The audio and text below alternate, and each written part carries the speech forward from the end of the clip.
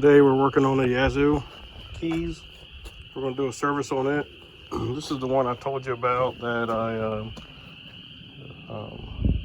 had to rebuild the deck on. So you can see my weld line across here.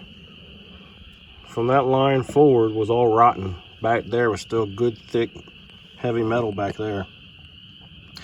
So I just took and cut it all out around the border and then across here. I pulled all my measurements first before I even did that, so that I knew where all my belt guards would go back at, which are nothing but bolts. And I would know exactly where my hole needed to be cut for my spindle there.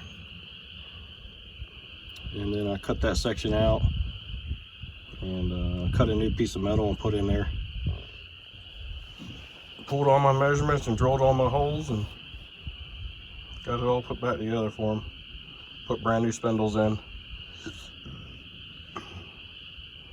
So that was last year. So today we're just going to go through and just do a servicing on it. These are solid wheels that I put on last year too. That's what I've been starting to do with his equipment. Just put the solid wheels on. And a couple of the other customers that I have, they want the same thing, especially for the front steer wheels. I did a caster wheel, not steer wheel. This is a caster wheel here off of a big zero turn, and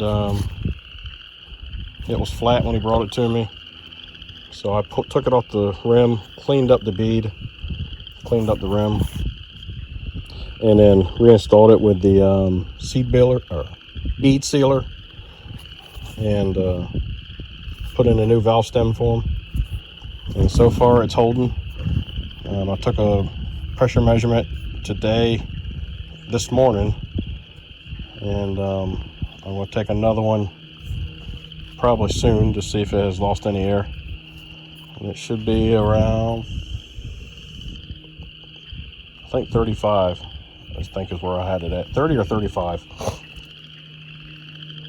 And but the problem with this is, and I couldn't find any leaks, but all through this tire, I don't know if you guys can see it, but all these little tiny little specks, those are actually little stickers. And there must be a million of them in this tire, literally. And I couldn't find any leaks through there, so I don't think any of them were penetrated all the way through. But if he has any more issues with it, I might suggest to him the solid tires, especially if his yard has a lot of these stickers all through it. It only makes sense to put the solid ones in. So this motor also had the small, what I would call chainsaw spark plug in it. And when I did look it up, that is what it takes, the CJ8Y. So that's what we're going to go ahead and put back in it. I've already adjusted my gap on them to 30 thousandths. Got me a nice oil filter here, my air filter and pre-filter, and my fuel filter, and 2 jugs of 10W30 oil. And I'll go through and I'll check my belts, which I believe I already checked. This one here is in good shape. And what I've also already done is there was a little slack in it, so I went ahead and made my adjustment on this turnbuckle here to apply a little more tension to it. So that's adjusted properly now. So I got to finish up doing the greasing, checking the bearings, checking the blades, checking the drive and brake assembly through here on both sides, greasing up these couplings on the transmission, and checking the air pressure on my rear tires. So let's get started.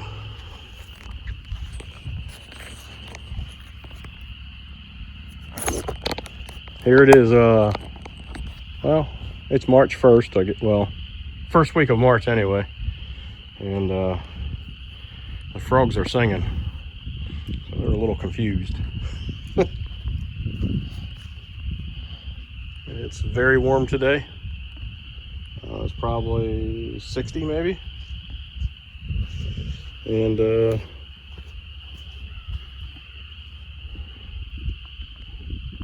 very nice out here today. Beautiful. One of the things that I like to do with my oil filters is I like to go ahead and just pour some oil in it. It's just what I like to do. You don't have to.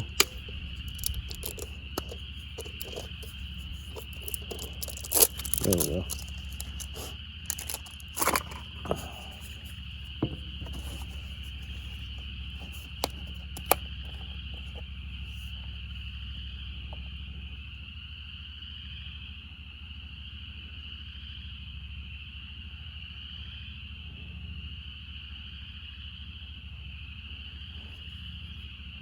And I'll just let it sit there and soak in while I'm doing everything else.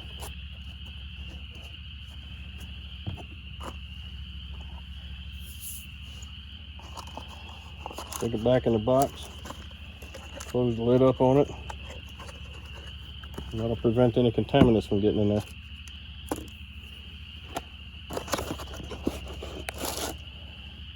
There's my air filter and pre-filter.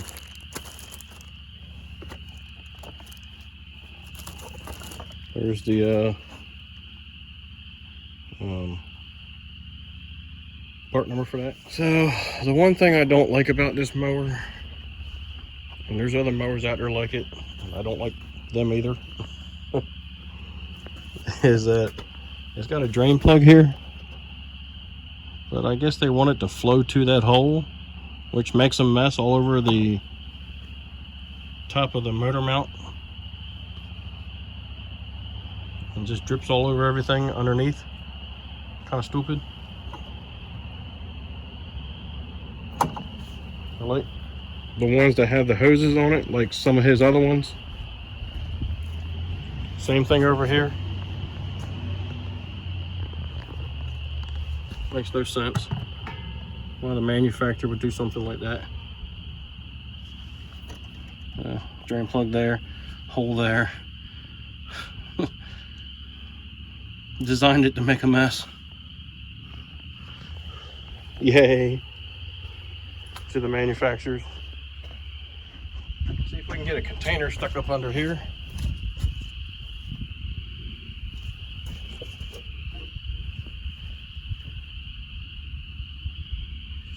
And look to see where the best place is to make a mess. I can't do it on this side, I don't think, because the axle's right in the way. I just took an old oil jug, cut it open, and that's what I'm going to use to slide under there as an oil pan to catch this, and that should work out fine.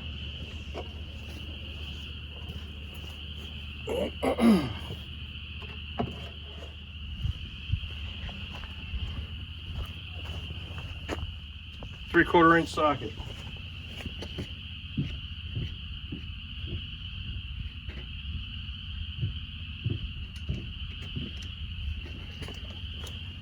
That's what you'll need to get this off of here.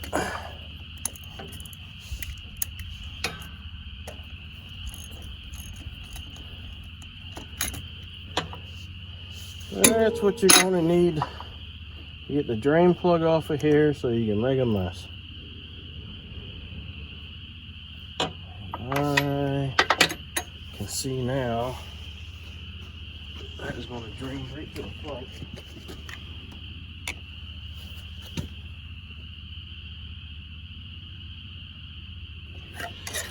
Yeah, I'm going to raise this front up a little bit. That way the oil doesn't run all down onto the deck belts and ruin them.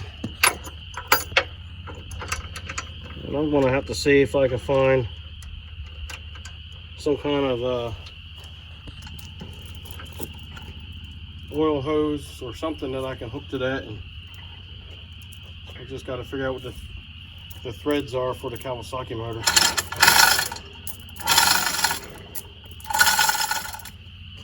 The oil from running toward the deck and getting all over the blades.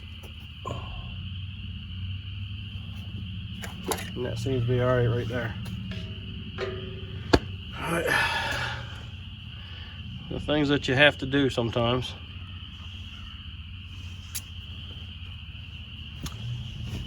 Now I gotta find my, there we go.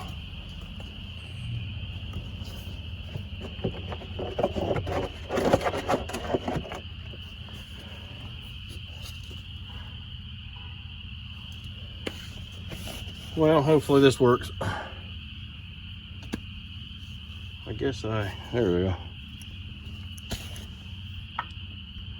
Another thing that taken longer than it should because of manufacturer decided not to put a drain hose on here. I could have had this drained out and good to go by now. But, yeah, of course I had to drop it down the hole, huh? See it? It's just going everywhere. All over the place.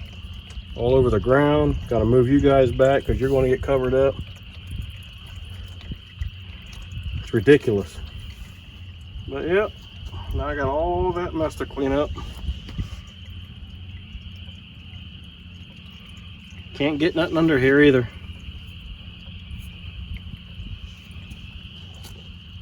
You just gotta let it go. It's crazy. Let's go get some paper towels. Maybe better yet, I'll go back there and get that old bath towel back here.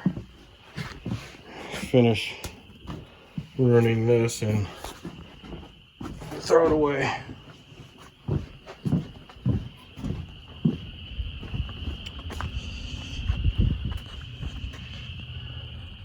Another one of those, why would the manufacturer do that?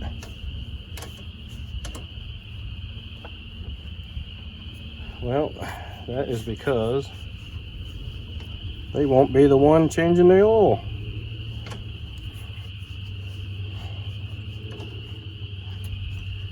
Have you ever wondered if manufacturers sit around a table somewhere and think of ways to aggravate a mechanic? Whether it's automotive or small stuff like this. What can we do this time to aggravate the mechanic? Oh well. While that's waiting on that to finish making a mess, we'll go ahead and pull the oil filter off on it right here so they can make a little bit of a mess.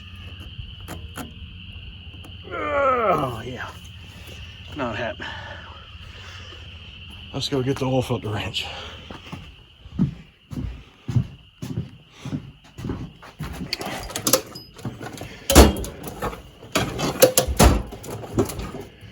There's the oil filter wrench. And maybe we can use our little oil filter drain pan right here. I think you guys watched me use that on another video. I think we can use it here.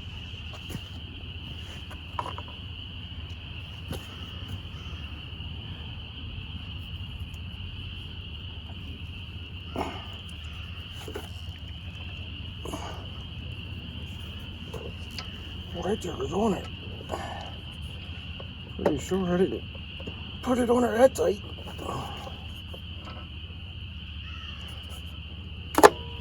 There we go. I guess it was just sticky. Alright. So let's see if we can catch this.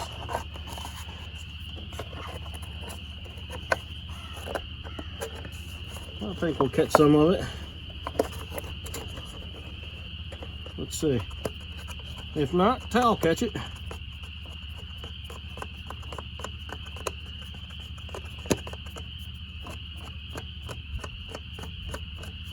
Oh, Jesus.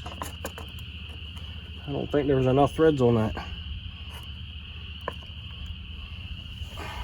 Yeah, that helped out a little bit. All right, so while that's draining, change out our sparky plugs.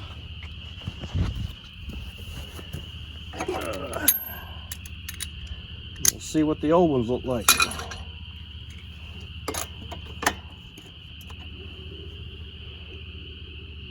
They don't look too bad. They're a little on the dark side, but I wouldn't say they're fouled.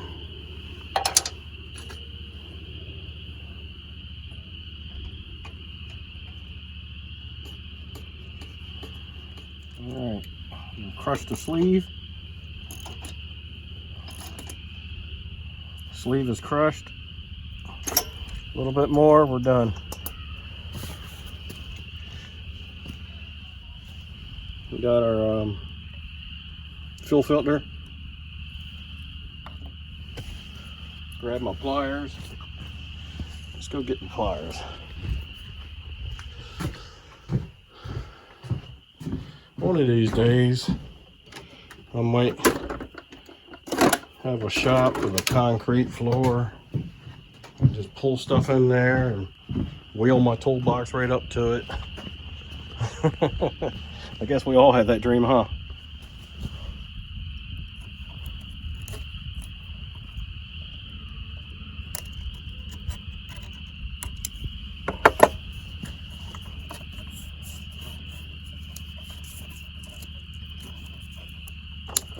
There we go. Just turned them off.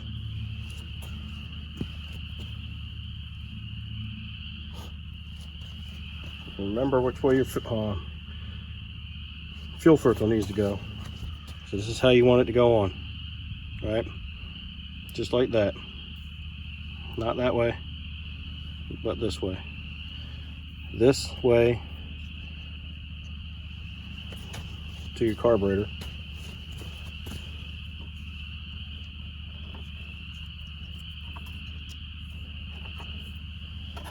Now we have the air filter to install.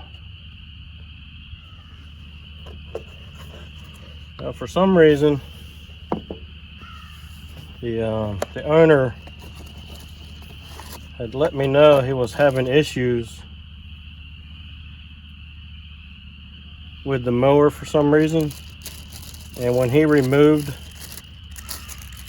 the paper filter, for some reason it cleared up. So this one here, we're going to run for a little bit, and we're going to see if we're going to have any issues with it. I got my suspicions on what it might have been.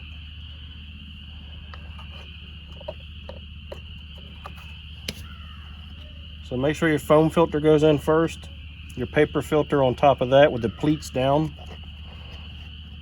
You want the wire mesh toward the motor, and just roll it up into place. You're good to go. And my suspicions are, so years ago, and I mean years ago, and once in a blue moon you'll see stuff today, but there used to be a separate choke and a separate throttle, right? I'm sure some of us remember that. Nowadays, you have your throttle and your choke all in one setting, right? One handle does it all now. So I'm wondering, because it's kind of hard to differentiate where full throttle is and where the choke kind of kicks in. And I'm wondering if somebody had the throttle too far forward and the choke was partly on or all the way on. And just out of coincidence, pulling the filter out seemed to work for him at the time.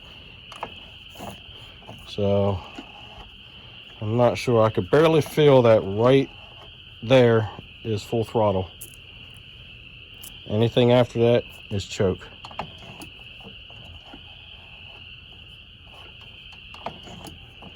So I always hated those just for that reason.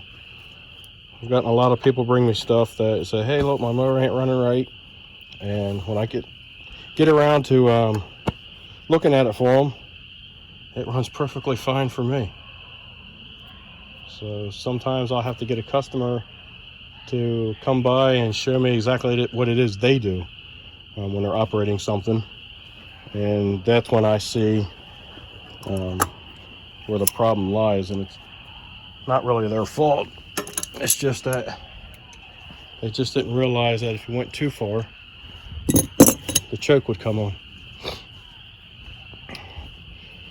All right, so for the most part, the motor is done. I just have to put the oil filter back on and get this thing filled up with oil. So on the bottom side of the Yazoo, you have your transmission and your transmission pulley, and this drive belt that goes from the engine to the transmission pulley with a little idler, which is adjustable. You just want to make sure that the that pulley is tight enough to just be snug. You just push it over by hand and tighten it back up again. So that's one of the things you gotta check on underneath. And it calls for a 1/2 inch by 41 1/8. You could probably get away with because of all that slack right there. It's a lot of it. You could probably get away with a 40 easily. I mean, 41. Where a lot of them, they just have a bolt for just to hold the blade on only. But this bolt here runs all the way through the entire spindle, the pulleys and everything. It comes out right there. So you got to have great big old gorilla arms so you can reach around both sides so you can get that popped off of there. I'll have my impact on one side and I'll have my wrench on the other, and we'll get that popped off of there. We can sharpen up the blades and then put them back on, and it'll be 15/16 for both sides. That one bolt runs all the way through it.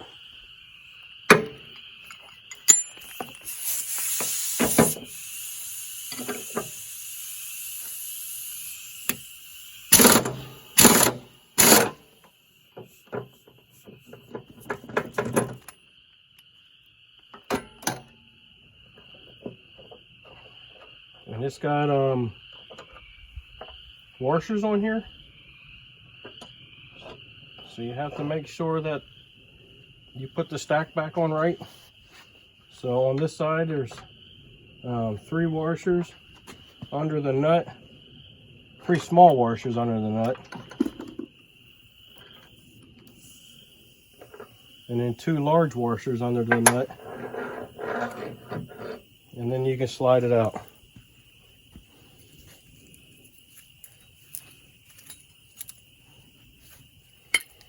So that's what it looks like.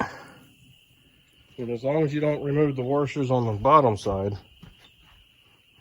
you won't have to worry about getting them mixed up. But there is a small one and a large one.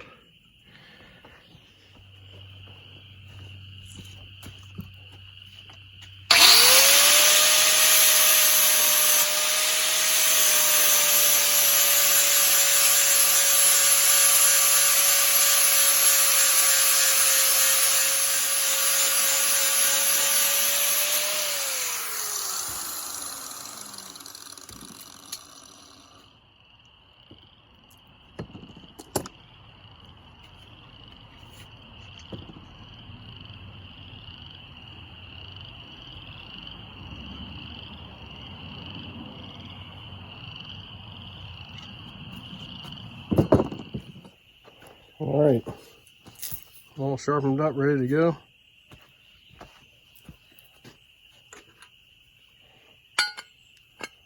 Make sure you got your blade facing the right way.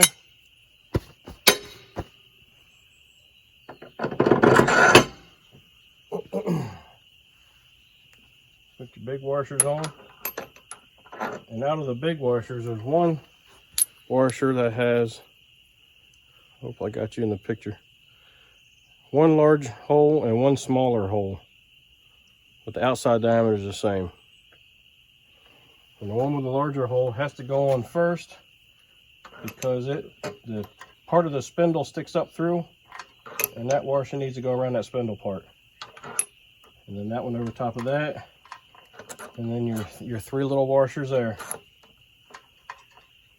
I'm going to assume that they're all the same setup, but if they're not, you have to just remember how yours came apart.